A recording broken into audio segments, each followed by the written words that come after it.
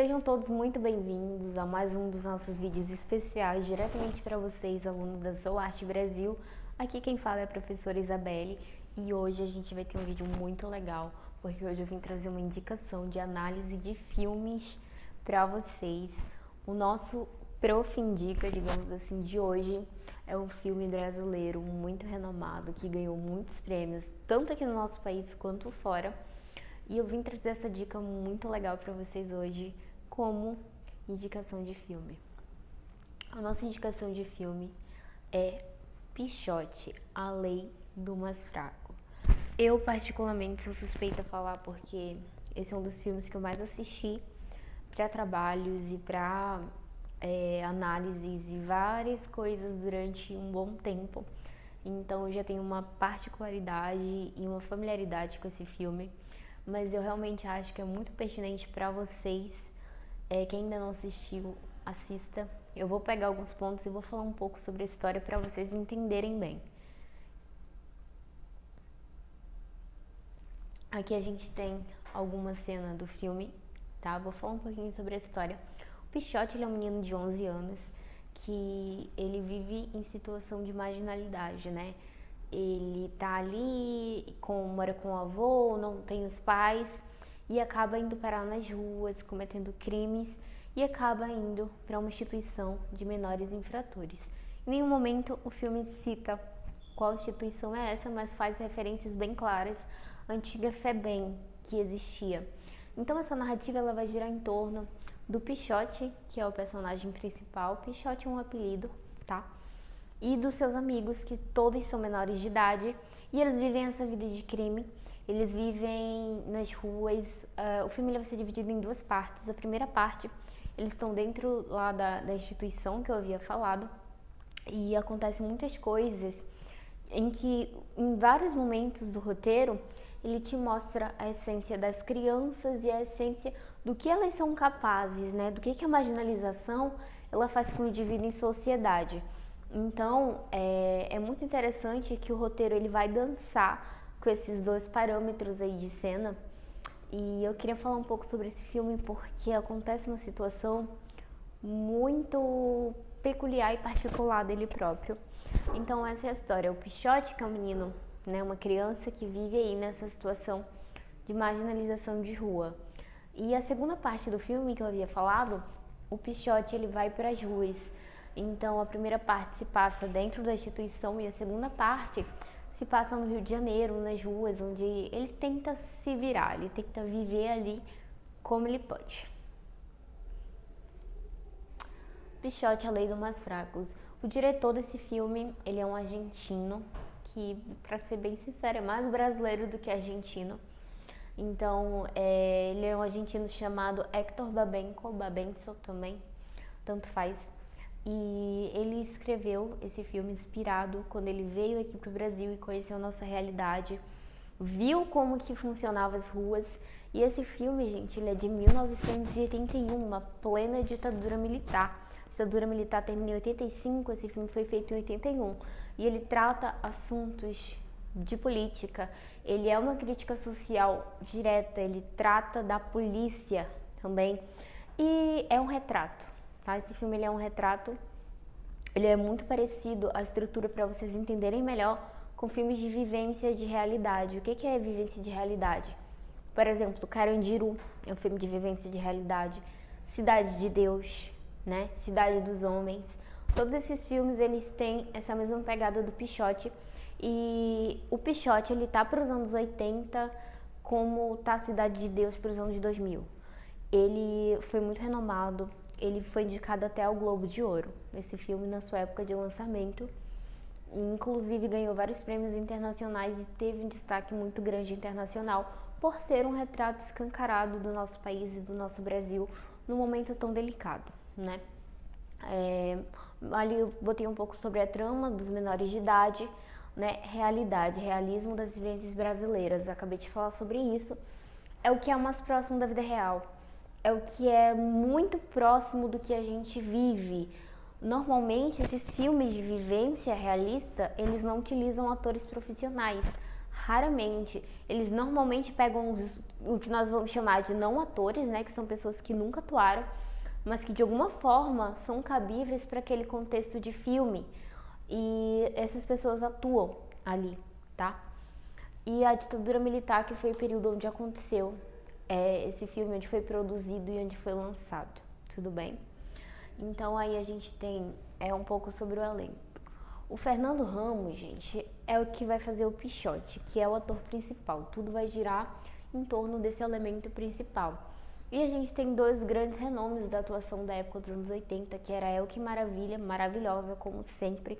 Nesse filme não é diferente. E a grandíssima Marília Pêra também, que faz um papel muito importante para o desenrolar da história. Então a gente tem outros personagens, outras pessoas importantes, mas assim, que vale ressaltar são eles.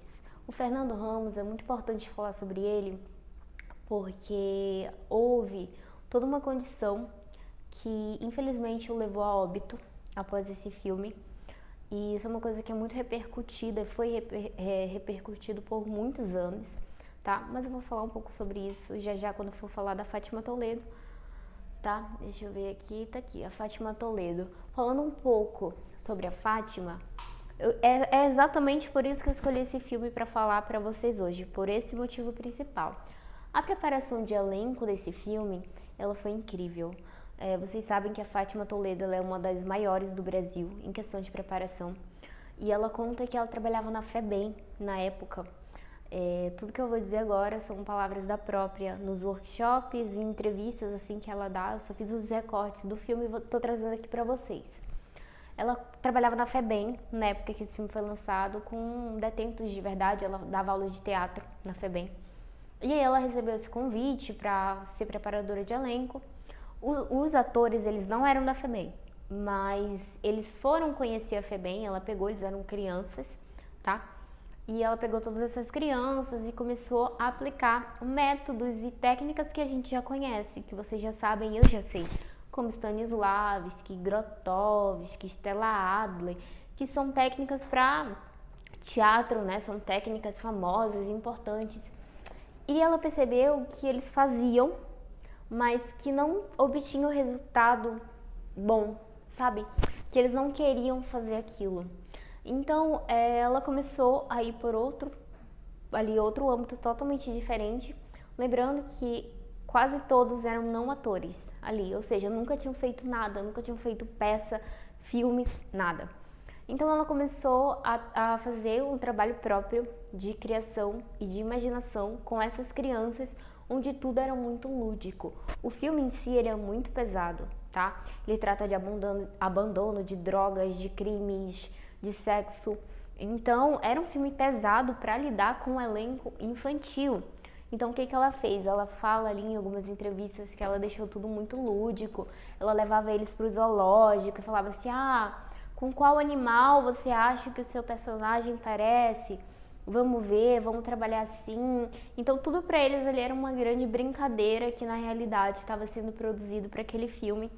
E eu acho muito interessante falar sobre isso, porque tem que saber desvencilhar e desassociar uma coisa da outra. Provavelmente em algum momento da vida de vocês se perguntaram: como que é feita essa preparação de elenco para trabalhar com crianças em filmes pesados? Por exemplo, Cidade de Deus, né, que é um filme muito famoso, tem aquela famosa cena do tiro do pé, onde a própria Fátima produziu. E ela conta que aquilo ali foi uma grande brincadeira pro ator, que ela remeteu uma dor de dente que ele sentia no passado. E que acabou, ele falou: e aí, tia, ficou bom e tal? Então é muito importante a gente entender essa desassociação de crianças em cena, dessa preparação para um filme, e entender que por trás daquilo tem sempre que ter leveza, tá? Então a Fátima Toledo foi preparadora. Vocês têm que assistir esse filme, ele é muito naturalista, tem muitas gírias, expressões, tem muita vivência e muito realismo ali desses não atores com a produção e com o roteiro. Eu acho que casa muito bem e fica muito bom. Deixa eu passar aqui. Eu coloquei essa cena porque é uma cena muito polêmica. Como eu falei, é um filme que mistura crianças, uma certa sexualidade, drogas, crimes, tem muitas coisas que na época Esse filme ele foi um choque, ele foi muito polêmico na época. O Brasil não recebeu tão bem, até porque a gente tem que lembrar que a gente estava vivendo um período onde não se podia, né, fazer com uma abertura tão grande esse tipo de conteúdo aqui no Brasil. O Fernando Ramos, ele é o Pichote. Esse ator, ele vivia, né, ali no ABC Paulista. Ele foi um dos não atores que foi escolhido para ser o principal. Ele foi retirado de uma favela ali do ABC Paulista. Então a vivência do filme era uma vivência que ele conhecia muito bem na vida real, né? O Fernando, ele tinha 10 anos na época, quando ele começou a fazer o filme. A produção até pagava aulas particulares para eles não perderem a escola, e tinha tudo isso. O que acontece? O filme estourou absurdamente, foi um sucesso lá pra fora, foi indicado a prêmios, o menino estourou assim. Ele acabou sendo convidado para participar depois de um tempo de Eles Não Usam Black Tie, que foi um trabalho muito famoso ali da Globo. Ele chegou a fazer novelas, mas fatidicamente ele não conseguiu se enraizar nessa profissão e ele acabou sendo morto, né, praticamente quase que igual, da mesma forma que o seu personagem. Então o Fernando, ele não só foi Pichote, ele viveu o Pichote. Ele morreu no crime, ele foi preso várias vezes depois do filme, assim como o seu personagem. Então as pessoas viam a vida do Fernando como se fosse uma continuação do filme, né? Como se nunca tivesse acabado. E ele morreu aos 19 anos, deixando uma esposa e uma filha. Morreu com 8 tiros a queima-roupa pela polícia da época por fazer um furto. Então é interessante, eu trouxe isso para vocês também, porque a própria Fátima, ela fala que ela sente essa dor no coração, porque na época ninguém chamava o Fernando de Fernando. O Fernando, ele era chamado de Pichote, ele não conseguia se desvencilhar desse personagem a ponto de ele viver e se tornar o personagem na vida real, né? E isso não é muito incomum no cinema. A gente tem um caso muito famoso de uma pessoa que vocês provavelmente conhecem, que é o Heath Ledger, o Coringa, né? Que é um caso bem famoso, assim, de alguém que ficou com alguns problemas psicológicos após a produção de um filme que fazia um personagem X.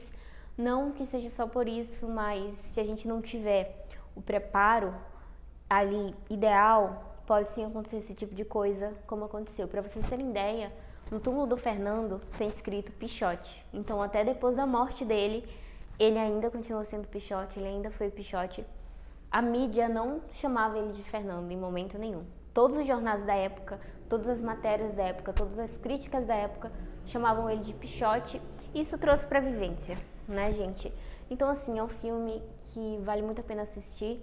As atuações estão maravilhosas. Eu vou deixar aqui uma dica pra vocês de uma cena específica que eu queria que vocês analisassem bastante, que é uma cena da Marília Pêra, onde ela tem um aborto dentro do banheiro.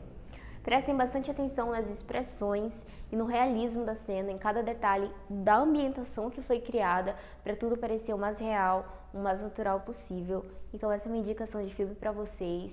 Pesquisem sobre, estudem sobre a produção desse filme, sobre a preparação. A Fátima Toledo arrebentou.